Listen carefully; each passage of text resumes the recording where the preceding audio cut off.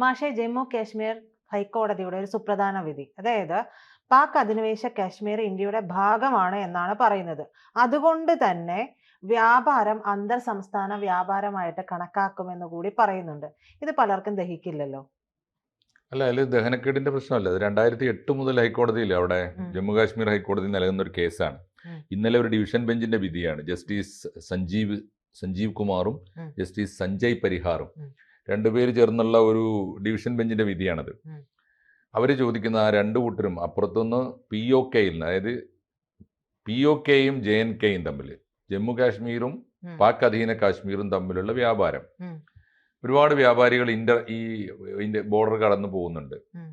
കാശ്മീരികൾ അങ്ങോട്ടും പോകുന്നുണ്ട്, പാക് അധീന കാശ്മീരികൾ ഇങ്ങോട്ടും വരുന്നുണ്ട്. അതിന് തടസ്സമില്ല, കച്ചവടത്തിന് പോകാം. അതിലങ്ങനെ പോകാനുള്ള സൗകര്യങ്ങളൊക്കെ ചെയ്തു കൊടുക്കുന്നുണ്ട്. അപ്പോൾ 2008 മുതലുള്ള ഒരു നിലനിൽക്കുന്ന ഒരു കേസിൽ തീർപ്പ് കൽപ്പിച്ചുകൊണ്ടാണ്. കേസ് എന്താണെന്നറിയോ? ഇപ്പം ഈ GST വന്നതിന് ശേഷം ഇവർ രണ്ടിടത്തും നികുതി കൊടുക്കേണ്ടി വരുന്നുണ്ട്. ബോർഡറിൽ ടാക്സ് അവിടെ കൊടുക്കണം, ഇവിടെ POKന്ന്. അവിടെ ജമ്മു കാശ്മീരിൽ വരുമ്പോൾ ഇവിടെ GSTയും കൊടുക്കണം. അങ്ങനെ സങ്കീർണമായ കേസ് കഴിഞ്ഞ് കുറേ കൊല്ലങ്ങളായിട്ട് നടക്കുകയാണ്. അതിന് തീർപ്പ് കൽപ്പിച്ചുകൊണ്ടാണ് ആ വിധി. ആ വിധിയിൽ ചോദിക്കുന്നത്, ഈ പാക് അധീന കാശ്മീരികളായ വ്യാപാരികൾക്ക് വേണ്ടി വാദിക്കാൻ വന്ന വക്കീലിനോട് നമ്മുടെ ജഡ്ജിമാർ ചോദിക്കുകയാണ്, നിങ്ങൾക്ക് വല്ല തർക്കമുണ്ടോ? പാക് അധീന കാശ്മീർ യഥാർത്ഥത്തിൽ കാശ്മീർ തന്നെയല്ലേ? അപ്പോൾ അവർ സമ്മതിച്ചു, കാശ്മീരാണ്. അപ്പോൾ കാശ്മീരിൻ്റെ ഭാഗമല്ലേ നിങ്ങൾ? വിശാലമായ ഒരു ജമ്മു കാശ്മീരിൻ്റെ ഭാഗമല്ലേ പാക് അധീന കാശ്മീരും? അത് താൽക്കാലികമായി ആരുടെയെങ്കിലും അധീനതയിലാണെങ്കിലും നമ്മൾ ഒന്നല്ലേ എന്ന് ചോദിക്കുകയാണ്. അപ്പോൾ അവർ സമ്മതിക്കുകയാണ്. അപ്പോൾ അതിൻ്റെ അടിസ്ഥാനത്തിൽ വന്ന വിധിയാണ്, ഇനി അങ്ങോട്ട് പാക് അധീന കാശ്മീരും ജമ്മു കാശ്മീരും തമ്മിലുള്ള എല്ലാ വ്യാപാര ഇടപാടുകളും ഇൻട്രാ സ്റ്റേറ്റ് ആയിരിക്കും, ഇന്റർ സ്റ്റേറ്റ് അല്ല. അതാണ് ഇതിൻ്റെ ഒരു വാക്ക് തമ്മിലുള്ള പ്രശ്നമാണ്. ഇന്റർ സ്റ്റേറ്റ് എന്താ? രാജ്യങ്ങൾ തമ്മിലുള്ള കേസ്. ഇന്റർ സ്റ്റേറ്റ് എന്ന് പറഞ്ഞാൽ അതാണല്ലോ. ഇന്റർ സ്റ്റേറ്റ് എന്ന് പറഞ്ഞാൽ രാജ്യങ്ങൾ തമ്മിലുള്ള കേസ്, ഇന്ത്യയും പാകിസ്ഥാനും തമ്മിലുള്ള കേസ്. അങ്ങനെയാണ് ഇന്റർ സ്റ്റേറ്റ് ആകുമ്പോൾ. ഇൻട്രാ സ്റ്റേറ്റ് ആയാലോ സ്റ്റേറ്റിനകത്തുള്ള കേസ് എന്ന് പറഞ്ഞാൽ ഇത് രണ്ട് രാഷ്ട്രങ്ങൾ തമ്മിലുള്ള കേസല്ല, ഇനി മുതൽ ഒരു രാഷ്ട്രത്തിനകത്തുള്ള കേസാണ്.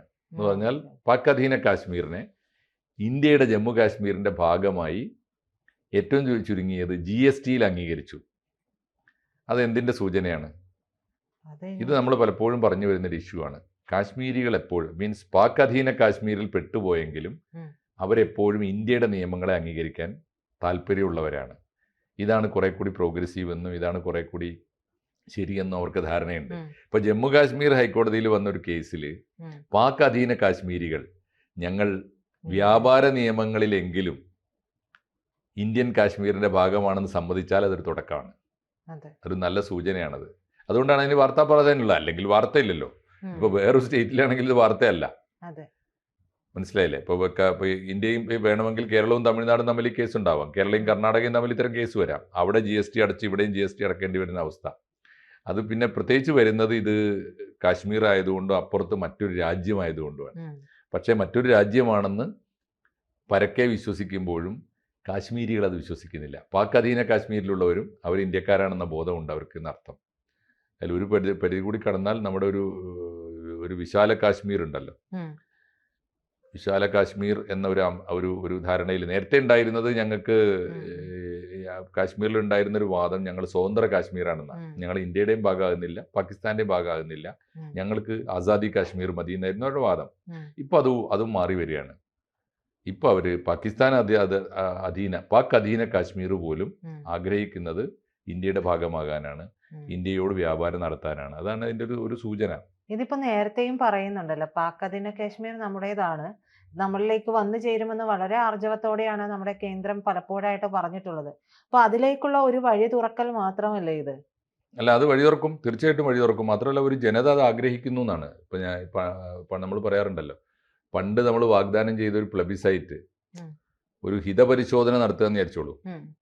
ഇപ്പോൾ ജമ്മു കാശ്മീരിനകത്ത് ഇപ്പോൾ ഹിതപരിശോധന നടത്തിയാലും ജമ്മു കാശ്മീർ ഇന്ത്യയുടെ കൂടെ തന്നെ നിൽക്കണം എന്ന് ആഗ്രഹിക്കും.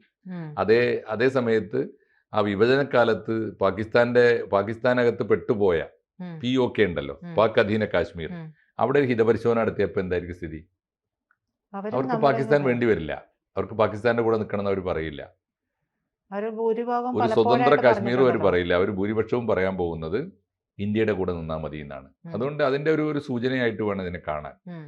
ഇന്ത്യ ഗവൺമെൻറ്റും ജമ്മു കാശ്മീരിലെ ഹൈക്കോടതിയും ആ തരത്തിൽ പാകിസ്ഥാനിൽ പെട്ടുപോയ കാശ്മീരികളെ യഥാർത്ഥ കാശ്മീരികളായി അംഗീകരിച്ചുകൊണ്ട് ഇന്ത്യയുടെ തന്നെ സഹോദരങ്ങളായി അംഗീകരിച്ചുകൊണ്ടുള്ള ഒരു വിധി അവർക്ക് അനുകൂലമായിട്ട് കൊടുത്തു എന്ന് പറഞ്ഞാൽ അത് പാകിസ്ഥാൻ അനുകൂലമായിട്ടുള്ളതല്ല, ഇന്ത്യക്ക് അനുകൂലമായൊരു വിധിയാണ്. ആ വിധി രാഷ്ട്രീയമായി വലിയ പ്രത്യാഘാതം ഉണ്ടാക്കുകയും ചെയ്യും. ഇത് വ്യാപാര കേസിലെ വിധി അല്ല ശരിക്കും, അതിനപ്പുറത്തേക്കുള്ള മാനങ്ങളുണ്ട് ആ വിധി. അതുകൊണ്ടാണ് അത് ഇത്രയേറെ ശ്രദ്ധിക്കപ്പെടുന്നത്.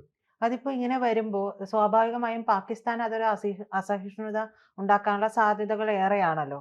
അപ്പൊ പാകിസ്ഥാന്റെ ആ ഒരു നിലപാട് ഇനി അടുത്തത് എന്തായിരിക്കാം അവർ ചെയ്യാൻ അത് പോകുന്നത്? സാധ്യതയുണ്ട്. പാകിസ്ഥാൻ അത് വളരെ സീരിയസ് ആയിട്ട് എടുക്കാൻ കാരണം അവർക്ക് ആർക്ക് ഇഷ്ടപ്പെട്ടാലും പാകിസ്ഥാൻ ഭരണകൂടത്തിന് ഇപ്പോൾ അത് ഇഷ്ടപ്പെടില്ലല്ലോ. അതെ.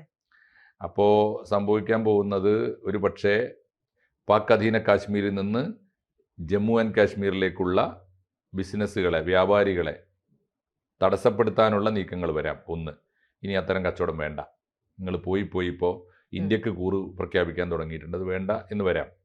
രണ്ടാമത്തെ ഒരു കാര്യം എന്താണെന്ന് വെച്ചാൽ ഇവർക്ക് കനത്ത നികുതി ഏർപ്പെടുത്താം. അങ്ങനെയും ചെയ്യാലോ. GST വന്നപ്പോൾ ഇവർക്ക് ഇന്ത്യയിൽ എവിടെയും ഇപ്പോൾ GSTക്ക് പാക് അധീന കാശ്മീർ കൂടി ഇന്ത്യയിൽ പെട്ടുകൊടുത്താലുള്ള ഗുണം എന്താ? 1 നേഷൻ 1 ടാക്സ് ആണ്. എന്ന് വെച്ച് കഴിഞ്ഞാൽ പാക് അധീന കാശ്മീരിൽ അവർ വാങ്ങുന്ന GST ഉണ്ട്, അവരടക്കുന്ന ടാക്സ് ഉണ്ടല്ലോ, അതടച്ചാൽ മതി. കാശ്മീരിൽ എവിടെയും വന്ന ഒരു വ്യാപാരം നടത്തിയാൽ ഒറ്റ ടാക്സ് അടച്ചാൽ മതി. അതിന് പകരം ഇപ്പോൾ പാകിസ്ഥാൻ ചെയ്യാൻ പോകുന്നത്, ഒരു പക്ഷേ അതിൻ്റെ വാർത്തകൾ നമുക്ക് കിട്ടണം, ഇനി ഇതിൻ്റെ തുടർച്ച എന്തായിരിക്കും എന്നുള്ളത്, റിഫ്ലക്റ്റ് ചെയ്യാൻ പോകുന്നത് എങ്ങനെയാണെന്നുള്ളത്. അവർ വരെ ചെയ്യാൻ പോകുന്നത് ഒരു പക്ഷേ കനത്ത നികുതി ചുമത്തും.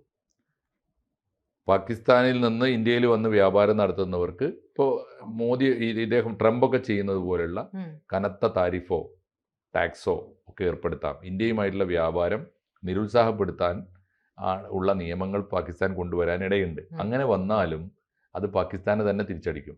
കാരണം പാകിസ്ഥാനിലെ വ്യാപാരികൾക്ക് മാന്യമായി കച്ചവടം ചെയ്ത് ജീവിക്കണമെങ്കിൽ ഇന്ത്യയുമായിട്ടുള്ള വ്യാപാര ബന്ധങ്ങൾ പണ്ടുകൊണ്ട് ഇന്നും ഉണ്ടത്, അതിലൊരു മാറ്റവും കാര്യമായിട്ട് വരുത്തിയിട്ടില്ല. ഈ പൗരത്വത്തിൻ്റെയൊക്കെ പ്രശ്നം ഉണ്ടെങ്കിൽ പോലും അത് ബുദ്ധിമുട്ടാണ്. ഒരു പാകിസ്ഥാൻ പൗരന് വന്ന് ഇന്ത്യയിൽ പൗരത്വം കിട്ടാനോ, ഇന്ത്യൻ പൗരൻ പോയി പാകിസ്ഥാനിൽ പെട്ടുപോയാൽ അവിടെ പൗരത്വം കിട്ടാനൊക്കെ ബുദ്ധിമുട്ടുണ്ട് വിഭജനത്തിന് ശേഷം. പക്ഷേ കച്ചവടം ഇപ്പോഴും കാര്യമായി നടക്കുന്നുണ്ട്. പക്ഷേ നിർഭാഗ്യവശാൽ ഈ പാകിസ്ഥാനിൽ സമാധാനം കുറവായതുകൊണ്ട് ഏറ്റവും കൂടുതൽ ഇപ്പോൾ റാവൽപിണ്ടിയിലായാലും നമ്മുടെ അപ്പുറത്ത് എന്താണ് ഗുജറാത്തിനോട് ചേർന്ന് കിടക്കുന്ന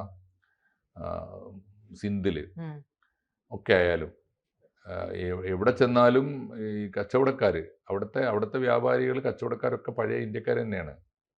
അവരെ അവിടെ പെട്ടുപോയപ്പോൾ ഇതിൻ്റെ ബുദ്ധിമുട്ടുകളേ ഉള്ളൂ. ഇതിപ്പോ ഇങ്ങനെ ഒരു വിധി പറയുമ്പോൾ ഇതിന്റെ വരുംവരായികകൾ ആലോചിക്കാതെ ആയിരിക്കില്ലല്ലോ ഒരിക്കലും ഒരു കോടതി ഇത്തരത്തിലൊരു വിധി പറയുന്നത്. അപ്പം നമ്മൾ നടത്താനുള്ള നീക്കങ്ങൾ, അതായത് ഇതുവരെ നമ്മൾ പറഞ്ഞുകൊണ്ടിരുന്നതേ ഉള്ളൂ, അത് നമ്മളിലേക്ക് അങ്ങ് വന്നു ചേരും. പാക് അധീന കാശ്മീർ നമ്മളെ കൂടുതൽ പണിയൊന്നും എടുക്കേണ്ട, നമ്മളിലേക്ക് വരുമെന്നാണ് പറഞ്ഞുകൊണ്ടിരുന്നത്. അതിനുള്ള ഒരു മുന്നൊരുക്കം കൂടി ഇന്ത്യ നടത്തി തുടങ്ങി എന്നാണ് ഇതിന്റെ അർത്ഥം. കറക്റ്റാണ്. മാത്രമല്ല ആ വാക്കിൽ തന്നെ ഉണ്ടല്ലോ എന്നതേ, പാക് ഒക്യുപ്പൈഡ് കാശ്മീർ. ആരെങ്കിലും അപമാനകരമായൊരു പേരല്ലേ അത്. പാകിസ്ഥാൻ പിടിച്ചടക്കിയ കാശ്മീരാണ്, അപ്പൊ തന്നെ അവരുടേതല്ലാന്ന് ഉറപ്പല്ലേ, ആ പേര് തന്നെ അതല്ലേ. അപ്പൊ അതുകൊണ്ട് അവരുടേതല്ല, ഞങ്ങളുടേത് തന്നെയാണെന്ന് ആവർത്തിച്ച് പ്രഖ്യാപിക്കുകയും പാക് അധീന കാശ്മീരികളായ വ്യാപാരികൾക്ക്, ഇന്ത്യൻ വ്യാപാരികൾക്ക് കൊടുക്കുന്ന എല്ലാ പരിഗണനയും കൊടുക്കുകയും പാക് അധീന കാശ്മീരിൽ നിന്ന് ശ്രീനഗറിലോ ജമ്മുവിലോ വന്ന് കച്ചവടം ചെയ്യുന്ന ഏതൊരു വ്യാപാരിയെയും ഞങ്ങളുടെ രാഷ്ട്രത്തിനകത്തുള്ള കച്ചവടക്കാരായി പരിഗണിക്കുകയും ചെയ്യും എന്ന് പറഞ്ഞാൽ കച്ചവടത്തിലെങ്കിലും സാധ്യമാണ്. ബാക്കി കാര്യങ്ങളിലേക്ക് അത് എക്സ്റ്റെൻഡ് ചെയ്യാൻ എളുപ്പമാണ്. അപ്പോൾ പാക് ജനതയെ ചേർത്ത് പിടിക്കുക, പാക് ജനതയിലേക്ക് ഒരു യൂണിറ്റിയുടെ സന്ദേശം കൊടുക്കുക എന്നുള്ളതാണ് ഇതിൽ ഈ വിധികളിൽ ചെയ്തിട്ടുള്ളത്. സത്യത്തിൽ ഒരു നീതിന്യായ കോടതിക്ക് ആവശ്യമില്ലാത്ത വിധത്തിലുള്ള ഒരു ദേശീയമായ കാഴ്ചപ്പാട് അവർ കൊടുക്കുന്നുണ്ട്. ഒരു ഡിപ്ലോമാറ്റിക് ആയിട്ടുള്ള ഒരു ഡിസിഷനാണത്. വേണമെങ്കിൽ നിങ്ങളെ ഞങ്ങൾക്ക് അറിയില്ല, നിങ്ങൾ അന്യരാജ്യക്കാരല്ലേ, നിങ്ങൾ അവിടെ ടാക്സ് വേറെ കൊടുത്തോ ഇവിടെ വേറെ കൊടുത്തോ എന്ന് പറഞ്ഞാൽ മതി. അങ്ങനെയല്ല, കശ്മീരി എന്നുള്ളൊരു ഐഡൻറ്റിറ്റി അവർക്ക് കൊടുത്തു. അത് ഗുണം ചെയ്യും, നമുക്ക് രാഷ്ട്രീയമായി വലിയ ഗുണം ചെയ്യുന്ന ഒരു സംഗതിയായിരിക്കും. കൂടുതൽ വാർത്തകളും വിശേഷങ്ങളും നിങ്ങളിലേക്ക് എത്താൻ ABC മലയാളം സബ്സ്ക്രൈബ് ചെയ്യുക, ബെൽബട്ടനും അമർത്തുക.